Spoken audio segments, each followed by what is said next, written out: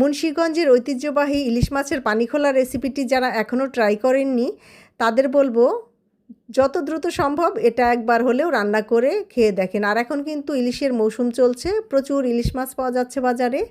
দারুণ স্বাদের একটি রেসিপি।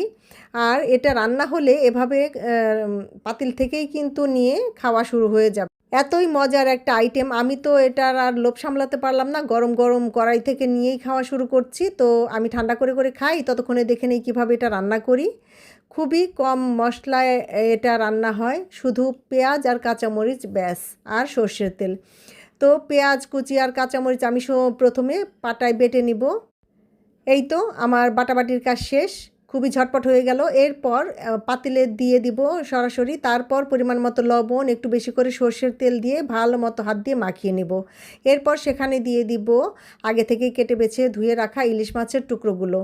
এগুলো দিয়ে দেব অল্প করে একটু হলুদ গুঁড়ো। অথেন্টিক অরিজিনাল মুন্সিগঞ্জের ইলিশের পানিখোলায় কিন্তু হলুদের গুঁড়ো ইউজ করে না, আমি একটু দিলাম, চাইলে আপনারা দিতেও পারেন নাও পারেন, এটা যার যার ব্যক্তিগত ব্যাপার। এরপর দিয়ে দেব পানি ঝোলের জন্য, আমি একটু বেশি করেই পানি দিলাম, কারণ এটার নামই হচ্ছে পানিখোলা। আর তাছাড়া এটা খেতেও কিন্তু ঝোলটাই বেশি মজা। গরম গরম ভাত দিয়ে কয়েকটা আস্ত কাঁচামরিচ দিলাম, খুব ভালো লাগবে ভাতের সঙ্গে খেতে। এরপর ঢাকনা দিয়ে ঢেকে রান্না করব, যখন ফুটে উঠবে তখন ঢাকনা খুলে একটু নেড়ে চেড়ে দিব আলতো করে।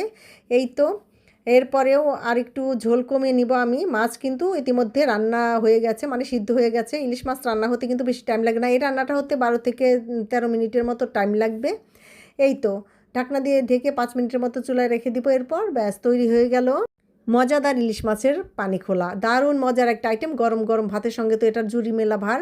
একবার হলেও জীবনে এটা খেয়ে রান্না করে খেয়ে দেখবেন, অসম্ভব মজার।